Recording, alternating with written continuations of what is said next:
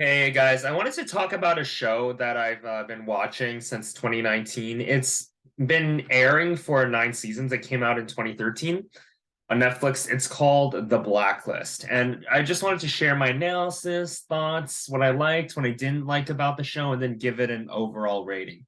Similar to what I did with what was it? Darman, right.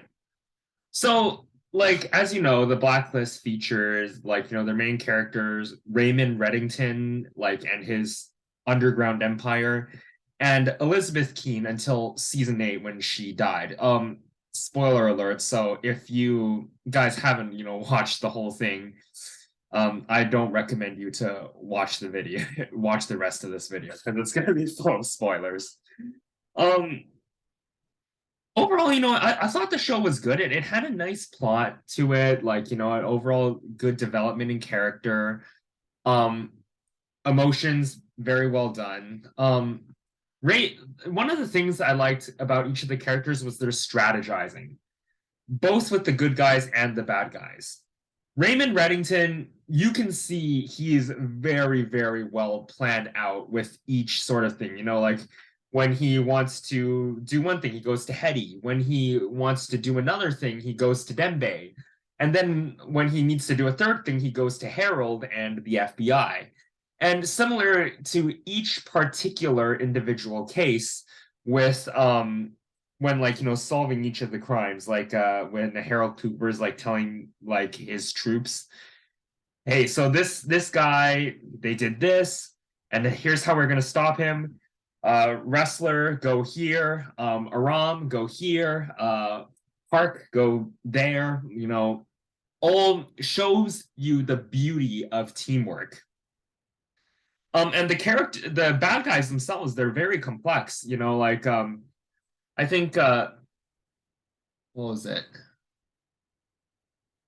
Yeah, I know that, like, in season 9, Marvin Gerard for sure, like, he created the most elaborate killing, like, plot that anyone would ever think of. He, like, got, like, I think it was Van Dyke to kill Elizabeth, and then framed it perfectly so that it would go to frame Harold Cooper for it. So, like, he wouldn't even get in trouble. And, like, yeah, that was pretty nice. What I didn't really like about the show, I didn't really mind Elizabeth Keene. Like, people said she was annoying and such. I didn't really feel that way. I liked her. What I don't really like about the show is the fact that Raymond Reddington has no emotion whatsoever. It's just like a blank emotional state in all cases. Like, if someone told him his house burned down, he'd be like, "Oh, okay, that's sad. Yeah. Okay, hey, Dembe, what's up, man?" Like, it'd be like if you were talking to him about the weather, literally. Like, like, when Raymond is happy, he doesn't really show it. When he's sad, he doesn't really show it. He shows no signs of fear, which I'll admit I kind of like about him, since, confidence is a good thing, a good character trait to have. But, when he was getting hurt, like, I remember in season 1, episode 1, Elizabeth jammed a pen into his neck, and then Raymond had like the slightest like slightest face of discomfort, but you couldn't even notice it, like, barely. Um, but I will say this though, like, although I don't like Raymond's portrayal of a lack of emotion, I understand it. I think that what the show was trying to tell us was that Raymond Reddington, like, he said that he was been on the run for 25 years. He said that to Elizabeth at one point in season 3, like in season 3, episode 1, when Elizabeth was being chased by Wrestler and like all the other FBI members. Raymond told her, "What you're experiencing right now is what I've been experiencing for the past 25 years."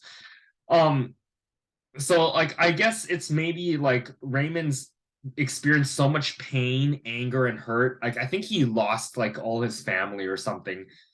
Pain, anger, and hurt, that, like, to him, he no longer feels any sort of emotion. Like, for me, for example, I've been tasered so many times in grades 5 to 7 that if you were literally to tase me again, it would be nothing. So like, and I feel that Raymond secretly inside is depressed. Like, so that's why, like he has all sorts of family members. So like whenever, not sort of family members, when he goes to Italy or Russia or somewhere, he visits someone, it's like, oh, it's so nice to see you. Because I think Raymond is trying to crave some sort of friendship or, stop himself from feeling lonely. Yeah, like he craves that friendship. I I also wanted to like, say how although I like the although I liked the overall like, plot of the Blacklist, like I think it's a little too much. Like don't get me wrong, each single episode is very suspenseful and very clever, but it's a little too much overbearing for me. Like every time I watch an episode, I can't really connect back to how each criminal helps Raymond Reddington fulfill his ultimate end destination. Like I can't see the end destination for this for this TV show at all. I know that like they're doing season 10 right now, and when season 9 ended, it was like Wu Jing, like the guy who was arrested in the Chinese dude who was arrested in season 1, episode 3. When he was arrested, he came out on the very last episode, which was season 9, episode 22, and then he was like, "I have a list of people who are willing to take Raymond down with me." But I wish that it was like Raymond somehow showed us what each particular enemy, like, why he felt the need to arrest them. Like, and like, like how they would help. Because like it seemed like a lot of it, I can't piece together all the details. Because like it's been like probably more than 210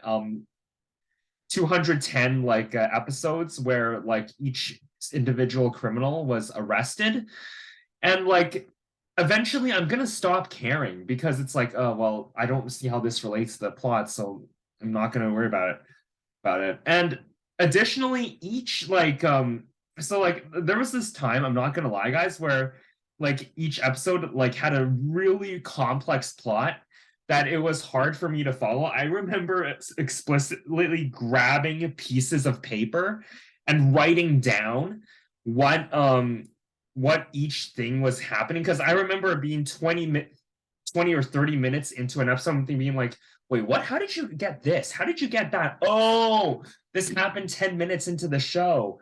So then like it'd be like, oh no, okay, now I have to watch this whole freaking episode again just to understand what exactly is going on. So like, and like they're doing it every single episode that there's no certainty has a role later on in the show. And it's so complex too. It's like, oh, we're just Raymond and the FBI are just about to catch a bad guy, and you see that the bad guy, like, has some extra thing up his sleeve, maybe 2 or 3.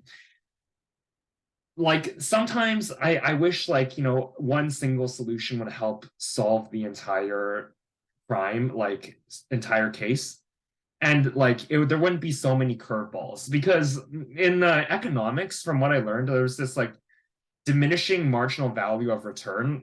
Let me give you an example like this. Let me give you an example of like to explain this economical principle, diminishing marginal value of return. Imagine you're very, very thirsty. What would be the one thing you're craving the most? That's right, water.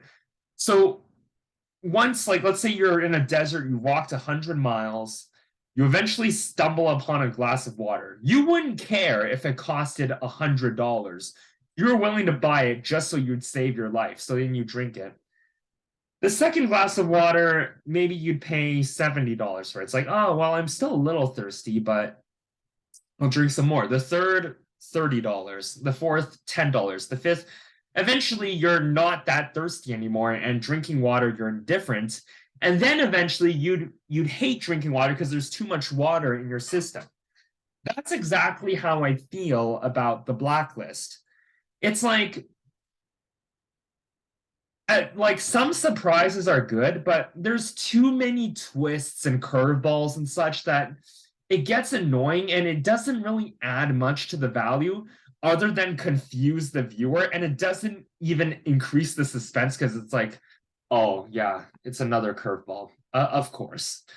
Like it's the same reason why I don't feel so highly about sitcoms anymore, because every sitcom now I feel like has a specific plot written, no, it's not a specific structure written in every script. So I can see all the jokes in a sitcom coming from a mile away. Like because the sitcoms have used the same structure of jokes for the past 50 years, the jokes are still funny and original in their own way, but I can predict them and they're no longer that funny to me. Same thing with the curveballs. The suspense is just taken away. It only adds more confusion and tiredness to me. It honestly, if it were up to me, by season 6, the show would have ended like that. Like if it were up to me, I would have ended this show in 2019. Um, yeah, like without as many curveballs, honestly. So with that being said, it's still a good show. There's good and bad. I'm gonna rate it a 7.2 out of 10. So yeah, it's pretty good. Let me know what you think about my opinion on the Blacklist. Do you agree, disagree? Let me know. Thanks, guys.